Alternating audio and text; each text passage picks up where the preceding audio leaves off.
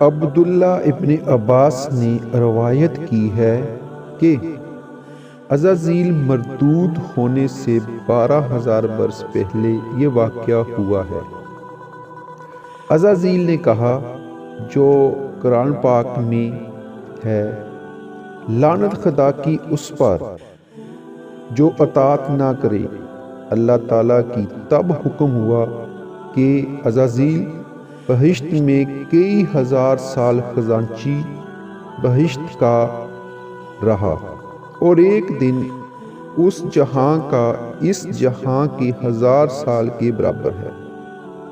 بس بہشت میں ایک ممبر نور کا رکھوا کر ہزاروں برس تک درس و تدریس واعظ نصیحت کرتا رہا۔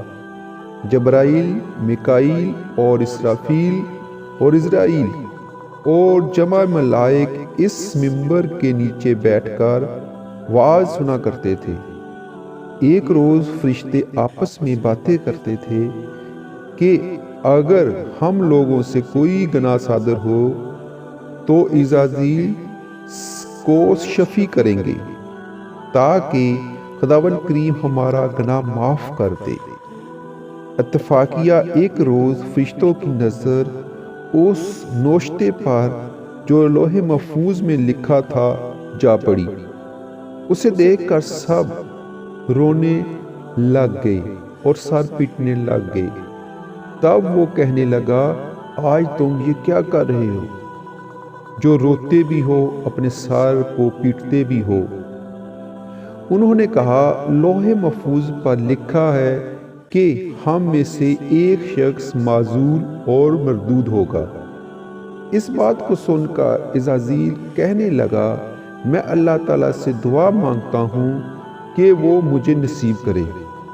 سب اس بات کو سن کر خاموش ہو گئے، اور ایک دن عزازیل نے جناب احدید میں عرض کی کہ یا الہی، جنوں نے پردہ زمین پر آپس میں کشت اور خون و فساد برپا کر رکھا ہے، مجھے ان پر سپہ سالار بنا کر بھیج دیں تاکہ میں وہاں جا کر سب کو مار ڈالوں۔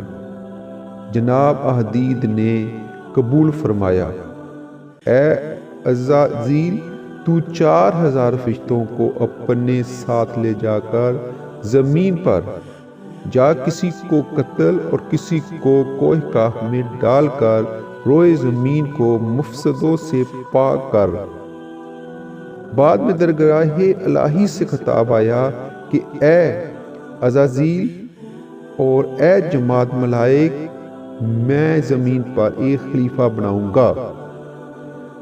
اللہ تعالیٰ قرآن پاک میں اس کو اس طرح بیان کرتا ہے، اور جب کہا تیرے رب نے فرشتوں کو کہ مجھ کو بنانا ہے زمین میں ایک نائب، بولے کیا تو رکھے گا اس میں اس شخص کو جو فساد خون ریزی کرے؟